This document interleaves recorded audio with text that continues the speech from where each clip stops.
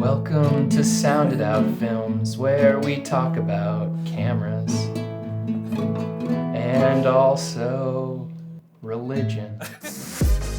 My friend Mark shoots on a C200, which is a camera I've come very close to buying many times. Now that I have the new Canon C70, I was curious about the differences, so we took an afternoon to shoot some side-by-sides, compare Canon RAW to the new DGO sensor 10-bit. Then we sat down to talk about our experiences with these respective cameras. This is my first time seeing the C70, so there are blips of maybe jealousy coming through, or like, ooh, isn't that nice? But I love my C200. So I am a freelance video producer, shooter, and editor. So I have a handful of clients that I create commercial videos for, and then I also create videos on YouTube around music and nature and things like that. We had Canon L series glass on both cameras.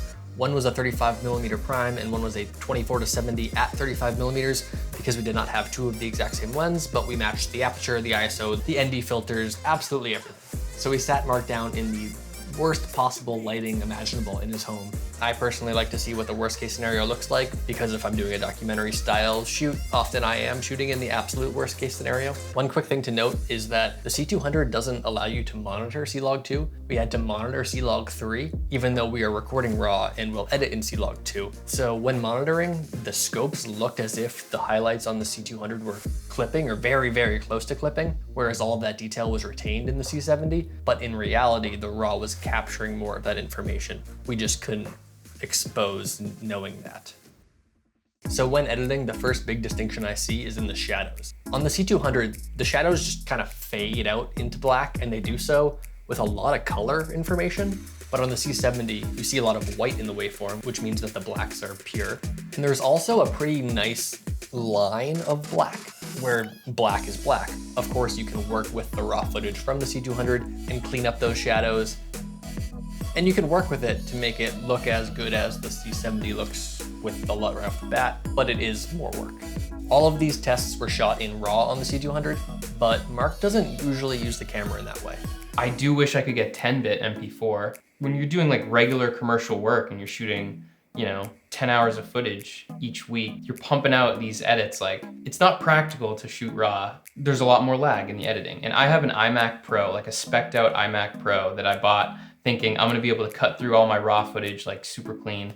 And I really haven't had that experience. It's kind of like a disappointment actually. Like I've still never been able to achieve just like smooth, lagless editing. And so I like kind of avoid shooting RAW unless it's like my best of my best, like could be in my best of my best portfolio type of footage. Of course, the most noteworthy thing in this image that we need to rectify is the highlight situation. And if we go into the RAW settings on the C200 and drop the exposure by 3 or 4 stops, you can see that all of those highlights are retained.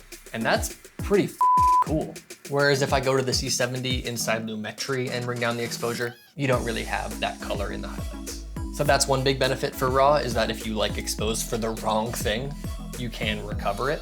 However, the same cannot be said about underexposing in RAW. If I take underexposed footage from the C70 and raise it by 4 stops, there's some noise there, but it looks totally usable. I might even say it looks great.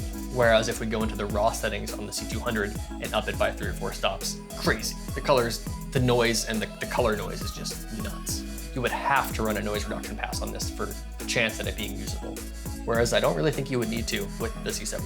However, of course, if you expose the image even close to correctly with either of these cameras, they're both cinema cameras with Canon colors and they both look freaking fantastic. I do still have that little voice in the back of my head that says like, I want a big cinema camera that has that nice like handheld look like yours has. How do you find the stabilization is on the C70? Crap, it doesn't work. It's digital, so it's just like in Premiere if you put a warp stabilizer on, but you like bake it into the footage. Damn. I'm gonna do a video testing that more thoroughly. That's my basic understanding after using it a few times. Most of the time I'm shooting on my 24-70 lens. Is kind of like my workhorse lens. Most of the time handheld, I feel like I'm comfortable enough, even though I don't have a stabilizer on the lens, where the footage looks good. The size of the C200, to the layperson, a lot of the times people will say things to me like, oh, are you part of the news? And so I've actually adopted it to the point where I like sort of suggest that I am part of the news. For example, at this like seafood festival with like a big stage. I was just there for no other reason than just filming a personal fun video that I was gonna put on YouTube. I was able to just get onto the stage and be in the backstage area filming, and no one questioned it. They like cleared the gates for me to like come through. There's something about holding a camera like with the eye viewfinder and the thing on the, no normal person is walking around with that, so. Oh yeah, I don't have a viewfinder on mine, by the way, so as far as being a Oh. cameraman with that. We also shot a little bit of Mark's pet gecko at their lunch hour. Both clips are pretty creepy and also pretty cute. Could I don't know the answer to this, could I charge more to certain clients where I'm doing a one-man band thing if I'm showing up with what looks like more value? You could probably say to your clients, I invested in new gear, new camera, and now my rates are X amount higher. That's basically what I did when I bought the C200.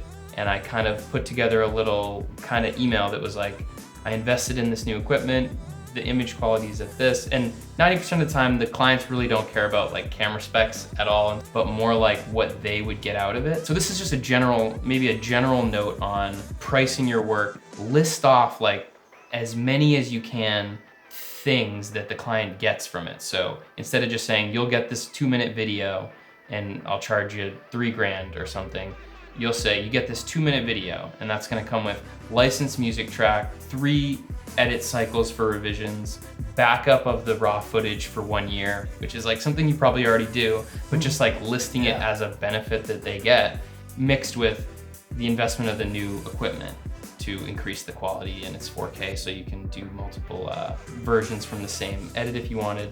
And the C200 gave me the confidence to mentally feel like I was legit enough to even do that, and it's worked out well for me for the last 2 years. I'm curious about the 120 frames 4K on the C70. And the verdict is, it's awesome, image quality wise. Usability wise, you lose face tracking autofocus, which is a major bummer, but I can work around it. And I recently customized a button to be 120p slow and fast mode, and I've been using this a ton with my Ronin S. I just made a video last week about that. There's a card up there somewhere if you want to check that out. Because the C200 only does 120 frames at 1080, which for a cinema camera, come on. Yeah. Come on, you should do better. A lot of the commercial stuff I'll do is doing interview style talking head, and having the XLR be able to go right into the camera and have the audio synced with clips was so helpful at speeding up the process and just being more like confident that I got the audio. There's small differences shooting the tests with these this afternoon, but like the quality of life upgrade to a cinema camera from any mirrorless camera or any DSLR, no matter how good the specs are, is just life changing. Totally. Yeah. Do we need any sort of outro or sort of like hit the subscribe button type of deal? I want to put myself out there like with my face and stuff, like how you're doing, and be, be myself on the internet to people.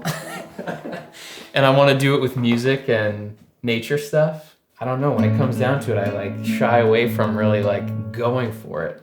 But this is kind of fun right now. Thanks for coming over and making this. So here we are, I guess, filming things that are a part of life and a part of the earth. You gotta get the shot, man. You gotta get it nice. Quick, you're losing focus. Oh wait, that's me on life.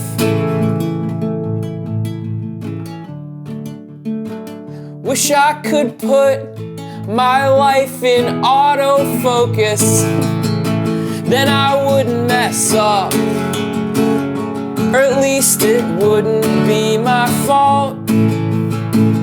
I don't know, but I guess I just need an answer. So give me a second, I gotta take my lens cap off. I just left it on that shot. Did you want to subscribe? I thought so. Subscribe.